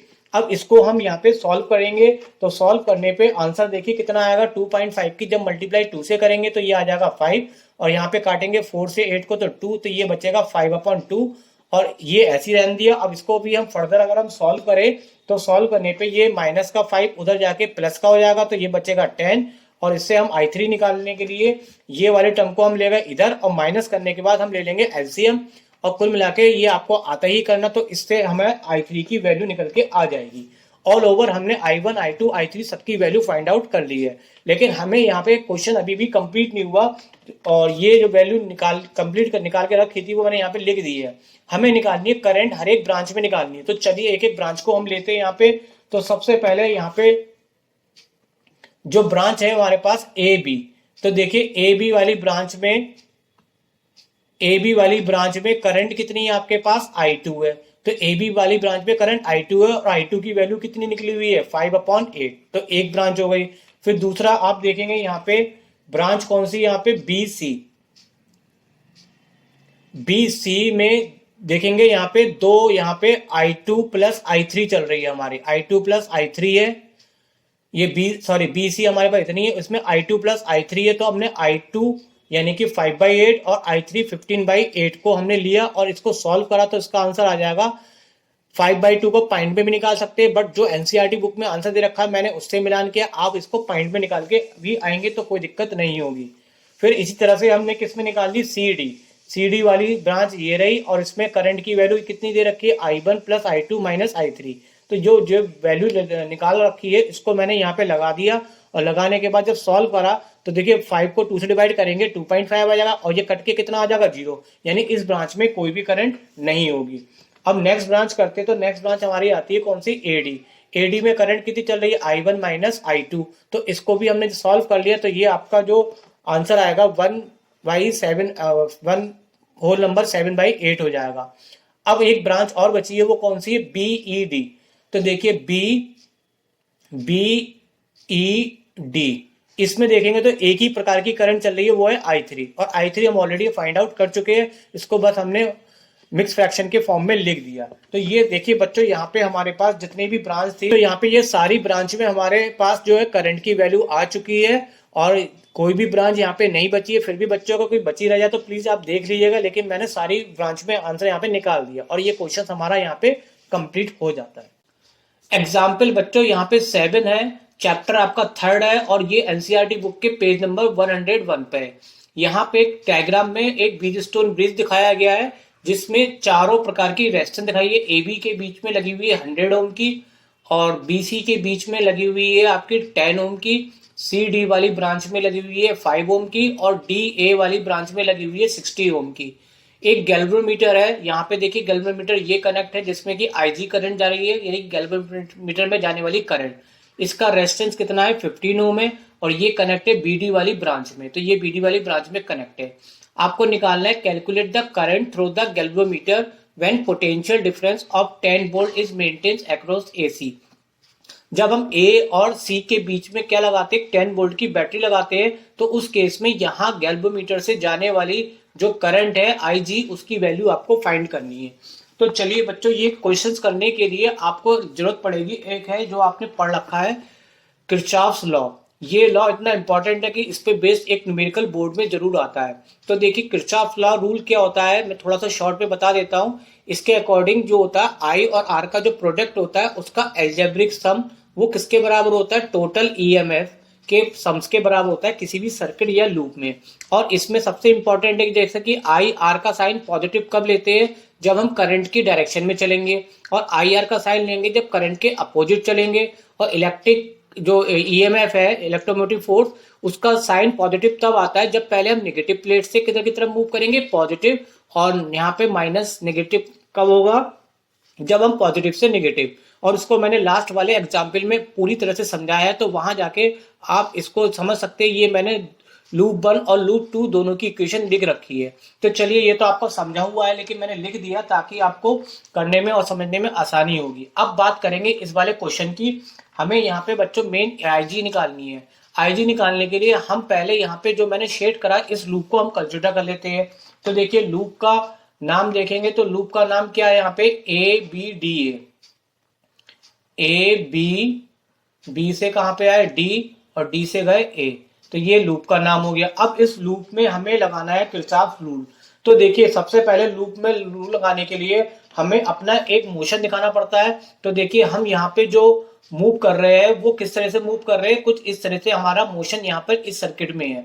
यानी कि हम इस सर्किट में कुछ इस तरह से मूव करते हुए आ रहे हैं। तो ये हमारा खुद का क्या हो गया, मूवमेंट हो गया। अब देखेंगे यहाँ पे रूल लगाएंगे, तो यहाँ पे देखिए करंट I1 जो है वो ऊपर को जा रही है और हमारा मोशन भी ऊपर की तरफ है। तो इसका मतलब I के संग जो यहाँ पे रेजिस्टेंस लगा हुआ 100 ओम। तो चलिए पहले मैं लिख देता हूँ ताकि समझाने में आपको आसानी रहेगी। तो I1 के संग हमने 100 ओम यानी IR निकाला, और ये इसमें हम लेंगे प्लस में क्योंकि इसी की डायरेक्शन में। अब देखेंगे इस वाली ब्रांच में करंट जो चल रही है वो क्या है आपकी, यहाँ पे जो करंट चल रही है वो IG चल रही है। वो IG कहाँ आ रही है, नीचे की तरफ, और हमारा मूवमेंट भी कहाँ आ रहा है, नीचे की तरफ आ रहा है। तो करंट की डायरेक्शन में चलेंगे तो हम I, और यहाँ पे इसके संग रेजिस्टेंस कितना लगा हुआ है 15। तो IG की मल्टीप्लाई हमने किससे करी, 15 से, और इसको किस में लेंगे हम, प्लस में। फिर बच्चों यहाँ पे इस वाली ब्रांच में आते हैं तो हमारा मोशन तो कुछ इस तरीके से है, बट करंट कहाँ आ रही है, नीचे की तरफ आ रही है। तो डायरेक्शन अपोजिट होने के कारण अब हम यहाँ पे साइन लेंगे माइनस का, और I2 के संग यहाँ पे रेजिस्टेंस कितनी लगी हुई हमारी 60 ओम की। और इस वाले लूप में कोई भी सेल या बैटरी नहीं है, तो इस केस लिए यहाँ पे ई की वैल्यू कितनी होगी, 0 होगी। अब इस इक्वेशन को थोड़ा सा हम सॉल्व करते हैं। तो देखिए सॉल्व कैसे करा है, 100 की I1 से मल्टीप्लाई करिए, 100 I1, यहाँ ये 15 IG आ गया, और माइनस 60 I2। देखिए पूरी इक्वेशन जो है वो किस टेबल से डिवाइड हो रही है, 5 की। तो हमने 5 से जब हमने 5 से इसको डिवाइड करा, तो ये डिवाइड करने पे 100 को काटेंगे तो 20 आ जाएगा, 15 को 5 से डिवाइड करा 3 आ जाएगा, 60 को डिवाइड किया तो 12। तो हमने इसको डिवाइड कर लिया और इसको डाल देते हैं इक्वेशन फर्स्ट। अब हम बात करते हैं दूसरे लूप की। तो दूसरा लूप को मैं शेड करके दिखा देता हूं पहले। तो ये लूप जो है इसका नाम क्या है, लूप का देखिए, लूप का नाम है BCD, और वापस कहां पे आ रहे हैं हम, B पे। तो ये लूप का नाम हो गया BCDB। अब इसमें हम मोशन दिखाते हैं कि किधर मूवमेंट कर रहे हैं। तो ये मैंने इसको यहाँ पे ये मूवमेंट दिखा दिया कि हम सर्किट में कुछ इस तरीके से यहाँ पे रोटेट कर रहे हैं, ऐसे करके। अब देखिए यहाँ पे किरचॉफ लगाते हैं, तो ये I1 माइनस जी, चलिए पहले मैं इक्वेशन लिख देता हूं। तो I1 माइनस जी नीचे की तरफ आ रही है, और इसी की तरफ हमारा यहाँ पे मोशन भी है, यानी कि करंट और का मोशन की डायरेक्शन में ही हमारा मोशन है, तो इसलिए दोनों सेम डायरेक्शन में है। तो इसके संग जो रेजिस्टेंस लगा है वो 10 ओम का लगा हुआ है, तो इसलिए इसका प्रोडक्ट हम किस में लेंगे, प्लस में लेंगे। फिर दूसरी ब्रांच पे देखें तो यहाँ पे ये वाली जो करंट है ये आ रही है ऊपर की तरफ, और मोशन कहाँ है हमारा, नीचे की तरफ, और इसके संग रेजिस्टेंस लगा है 5। तो इस वाली करंट के संग हम किससे मल्टीप्लाई करेंगे, 5 से, और साइन कैसे लेंगे हम, माइनस में। फिर नेक्स्ट वाली ब्रांच में देखें तो IG जो करंट है वो नीचे को आ रही है, जो IG है वो नीचे को आ रही है, और मोशन हमारा ऊपर की तरफ है। तो अपोजिट होने के कारण हम माइनस लगाएंगे, और IG के संग कितना रेजिस्टेंस लगा हुआ, 15। तो 15 से हमने इसकी मल्टीप्लाई करी। अब इस इक्वेशन को हम सॉल्व करते तो 10 की मल्टीप्लाई हम I1 से करते और 10 की IG से, तो हमें मिलेगा कुछ इस तरीके से। ऐसी हमने 5 की मल्टीप्लाई I2 से करी, और ये माइनस से खोल रहे तो माइनस में आएगा, माइनस की मल्टीप्लाई फर्दर प्लस से करेंगे तो माइनस, और 5 की IG से करी, माइनस 5IG, यहाँ पे हो जाएगा 15 IG। अब सिमिलर जो फिगर, जो सिमिलर वैल्यू है उसको हम एक तरफ ले लेते हैं। तो देखिए I1 तो कहीं भी नहीं है, तो I1 तो हमने ऐसे ले लिया। IG हमारे पास यहाँ पर भी है, यहाँ पर भी है, और यहाँ पर भी है, और तीनों के साइन माइनस में, तो तीनों ऐड हो जाएंगे। तो 15 और 5 20, और 10 कितना हो गया, 30 IG। और यहाँ पे बचा रह गया माइनस का 5I2। पूरी इक्वेशन डिवाइड किससे हो रही है, 5 से। तो हम इसको 5 से क्या कर देते हैं, डिवाइड कर देते हैं। तो 5 से डिवाइड किया तो कितना आ गया, 2, 5 से डिवाइड किया 6, और 5 से डिवाइड किया तो 1। तो इस तरह से ये आपकी इक्वेशन कौन सी आ जाती है, सेकंड। अब एक इक्वेशन और लगाएंगे, वो है जिसको मैंने अभी शेड करा है, और इसमें मैं मोशन भी दिखा के साथ में पहले नाम बता देता हूँ किस तरीके से नाम यहाँ पे मैंने लिखा है। तो देखिए नाम जो है वो ए से हम डी पे आ रहे हैं, डी से कहाँ पे आ रहे हैं हम सी पे, और सी से घूमते हुए हम कहाँ पे आ गए ई, ये ई लिखा हुआ है, और ई से वापस कहाँ पे आ गए ए। तो यही मैंने लूप का नाम यहाँ पे लिख रखा है, ए डी सी ए।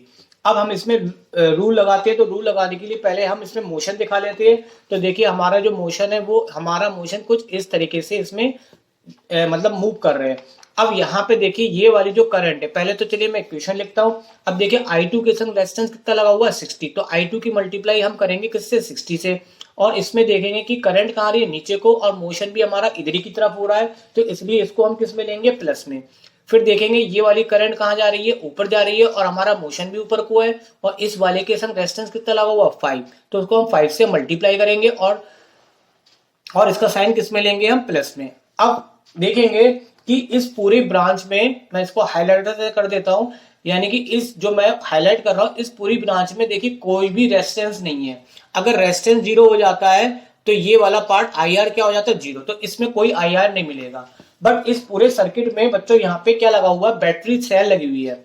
अब सेल में साइन पॉजिटिव नेगेटिव कैसे लेंगे, तो देखिए हमारा मोशन इस तरीके से हो रहा है कि पहले इसकी नेगेटिव प्लेट पड़ी और फिर इसकी पड़ी पॉजिटिव प्लेट। तो नेगेटिव से देखिए यहाँ पे लिख रखा है, अगर हम नेगेटिव से पॉजिटिव की तरफ चलेंगे तो ई का साइन किस में लेंगे हम प्लस में, तो ई की वैल्यू जो 10 है वो किस में लेंगे हम प्लस में। तो ये हमने इक्वेशन बना ली। अब इसको थोड़ा सा हम सॉल्व कर लेते हैं। तो सॉल्व करने के लिए यहाँ पे हो गया I2 कितना हो गया 60 I2, 5 की इससे मल्टीप्लाई करेंगे 5 की IG से, तो 5 I2 प्लस 5 FG बराबर 10। और इसको और फर्दर हम थोड़ा सा सॉल्व करते हैं। IG जो I2 है वो तो हमने कितना हो जाएगा, I2 दो जगह पर है तो ये 65 I2 हो जाएगा, और IG ऐसे ध्यान दिया। अब ये पूरी क्वेश्चन में किससे डिवाइड हो रही है, किससे डिवाइड हो रही है 5 से, तो 5 से हमने डिवाइड किया तो ये 13 आ गया, 5 हट गया, और 5 2 जा 10। तो ये इक्वेशन आ गई आपकी कौन सी, थर्ड आ गई। लेकिन इसको थोड़ा मैं सीक्वेंस में लिख देता हूं, पहले मैंने IG लिख दिया और 13 I2 को मैंने इधर लिख दिया, और ये इक्वेशन आ गई थर्ड। अब देखिए बच्चों यहाँ पे हमारे पास कितनी इक्वेशन निकल रही है, हमारे पास कितनी इक्वेशन है बच्चों, यहाँ पे 3 इक्वेशन है। तो ये इक्वेशन फर्स्ट हो गई, ये इक्वेशन सेकंड हो गई, और ये इक्वेशन थर्ड हो गई। इन तीनों इक्वेशनों को अब मैं एक नए पेज पर लेके आपको यहाँ पे किसकी वैल्यू बताऊंगा निकालना, हमें किसकी निकालनी है, करंट निकालनी है गैल्वेनोमीटर में, यानी कि IG की वैल्यू निकालनी है। तो चलिए मैं इसको एक नए पेज पे मैंने ये तीनों इक्वेशन ली। अब ये तीनों इक्वेशन से हम सिर्फ IG की वैल्यू सॉल्व करेंगे, और बाकी I1 I2 की हमें कोई जरूरत नहीं है। तो देखिए ये थर्ड इक्वेशन बच्चों देखेंगे तो ध्यान से आप देखिए, थर्ड इक्वेशन में केवल दो टर्म आ रही है, एक IG आ रही है और एक I2। इसका मतलब ऊपर की दो फर्स्ट और सेकंड इक्वेशन में हम किसको एलिमिनेट करेंगे, I1 की टर्म को खत्म करेंगे। तो ये इक्वेशन IG I2 में मिलेगी, और इसके साथ सॉल्व कर लेंगे तो उससे हमें IG की वैल्यू निकल के आ जाएगी। तो हमारा मकसद है इक्वेशन 1 और 2 में किसको एलिमिनेट करेंगे, I1 को एलिमिनेट करने के लिए हमें इक्वेशन 2 में क्या करना पड़ेगा, इक्वेशन 2 में हमें मल्टीप्लाई करनी पड़ेगी 10 से, तो 10 2 जा 20, तो इसके बराबर हो जाएगा। और फिर हम इसमें दोनों के साइन सेम है तो उसको क्या कर देंगे, इक्वेशन 1 को माइनस। तो मैं लिख देता हूं कि हम यहाँ पे इक्वेशन 2 में क्या कर रहे हैं, मल्टीप्लाई। तो देखिए मल्टीप्लाई करके रिजल्ट क्या आएगा, तो मैंने 10 से जब इसकी मल्टीप्लाई करी तो कितना आ गया, ये 20 I1, 10 की 6 से करेंगे 60 हो जाएगा, और इस 10 की मल्टीप्लाई I2 से करेंगे तो माइनस 10 I2। और हमें कौन सी इक्वेशन माइनस करनी है, फर्स्ट, तो इसके नीचे हम कौन सी इक्वेशन लिख देते हैं, ये फर्स्ट वाली इक्वेशन मैंने नीचे लिख दी। अब हम इन दोनों को माइनस करेंगे तो साइन क्या करेंगे, चेंज करेंगे। यहाँ पे बच्चों प्लस है तो प्लस का क्या हो जाएगा माइनस, प्लस है तो यहाँ पे माइनस, यहाँ माइनस है तो ये प्लस, इधर जीरो है तो कोई लगाने की जरूरत नहीं है। अब इसमें आप देखेंगे कि कौन सी टर्म आपकी कैंसिल हो रही है, तो ये वाली टर्म हमारी कैंसिल हो गई। यहाँ पे ये 60 माइनस का है और ये 3 किसका, माइनस का। ये वाला साइन तो हमारा खत्म हो गया, तो माइनस और माइनस ऐड करेंगे तो माइनस 63 आ जाएगा। और यहाँ पे 12 हमारा प्लस का है और 10 किसका, माइनस का, तो 12 में से 10 जाएगा तो बचेगा 2I2। तो इस तरह से हमारे पास ये एक इक्वेशन निकल के और आ गई।